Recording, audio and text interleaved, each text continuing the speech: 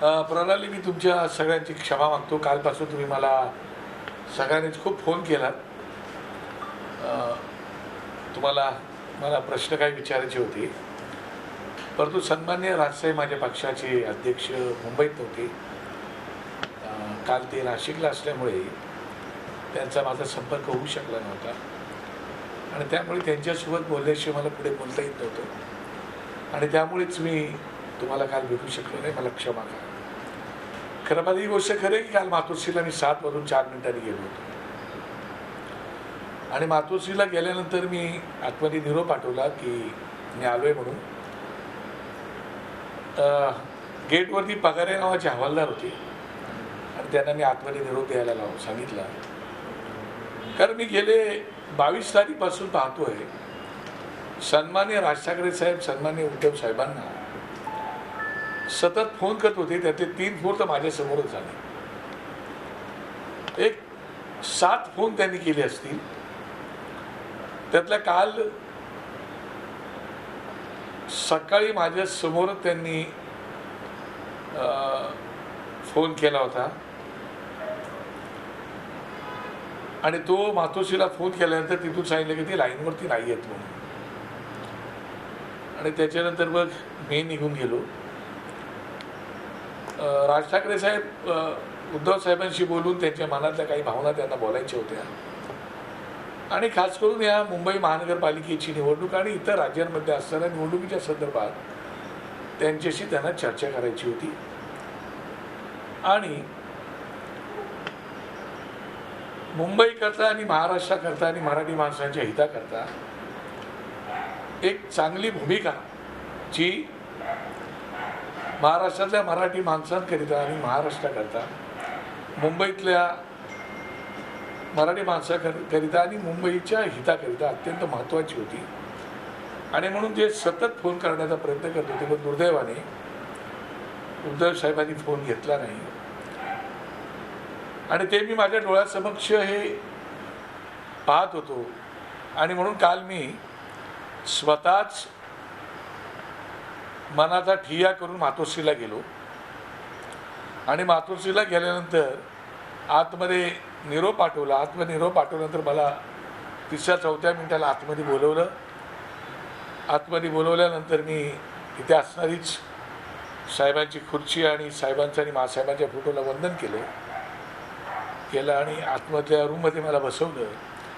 तिथे सन्माननीय शिवसेनेचे नेते सुभाष देसाई साहेब, खासदार अनिल देसाई, खासदार राहुल शेवाळे, आमदार अनिल परब आणि मिलिंद नार्वेकर, उद्धव साहेबांचे PA यांनी मला बसायला सन्मानाने मला बसवलं. माझी विचारपूस केली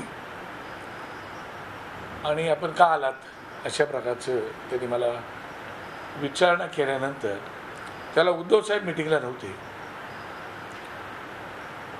खरं पाहता त्यांनी मला आतमध्ये बोलवलं, त्याबद्दल मी त्यांचा ऋणी आहे. आणि मी त्यानंतर मग त्यांना सांगितलं की मी महाराष्ट्र नवनिर्माण सेना या पक्षाच्या वतीने आपल्याकडे महाराष्ट्र नवनिर्माण सेना आणि शिवसेना यांनी युती करावी अशा प्रकारचा प्रस्ताव घेऊन आलेलो आहे. तर तुमचा प्रस्ताव का आहे अशा प्रकारची विचारणा सुभाष देसाईंनी केल्यानंतर मी सुभाष देसाईंना सांगितलं की आमचा प्रस्ताव एवढाच आहे की आमच्या ज्या जागा आहेत त्या जागा आम्हाला मिळाव्यात. बाकी कुठली आमची अट नाही, शर्त नाही. राष्ट्रीय पक्षांना कुठल्याही राज्याच्या अस्मितेचं काही पडलेलं नसतं आणि खास करून मुंबई शहरातल्या मराठी माणसांच्या दृष्टिकोनातून ह्या निवडणुकीमध्ये आपली युती होणं फार गरजेचं आहे. त्याचं कारण परवा जे काही भारतीय जनता पक्षाच्या मीटिंगमधून भाषणं मी ऐकली आणि ती भाषणं ऐकल्यानंतर मी जुना शिवसैनिक म्हणा की आताचा मनसैनिक म्हणा, पण एक मराठी माणूस म्हणून माझ्या शरीराची लाही झाली आणि त्यामुळे मला राहवलं नाही आणि म्हणून मी मुद्दाम मातोश्रीला गेलो आणि म्हणून कुठेतरी आता या दोन पक्षांनी एकत्र येण्याची आवश्यकता आहे.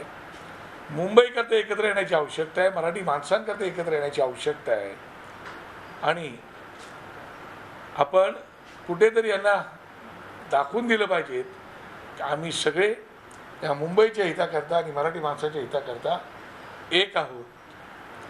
ही केवळ माझी भावना नव्हती, तर समस्त मुंबईतील जमत महाराष्ट्रातल्या मराठी मनाची आणि महाराष्ट्रातल्या मराठी मनाची भावना आहे. ती भावना घेऊन मी त्या ठिकाणी गेलो होतो आणि कुठली अटशर्त आमची नाही.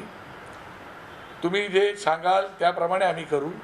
तुम्ही मोठे भाऊ म्हणून, आम्ही छोटे भाऊ म्हणून आमच्या सीट्स आम्हाला ज्या आहेत त्या द्या आणि बाकी तुम्ही जसं सांगाल तसं आम्ही करू.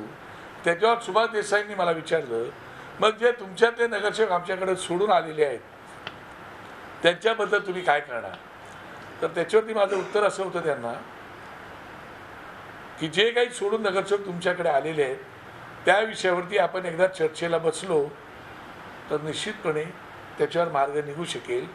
त्याविषयी आमची काही अडचण नाही आणि कुठली अडचण असण्याचे कारण नाही. तुम्ही उद्धव साहेबांना हा निरोप द्या. लहान भाऊ म्हणून मी तुमच्याकडे आलेलो आहे. हा राजसाहेबांनी दिलेला प्रस्ताव आहे.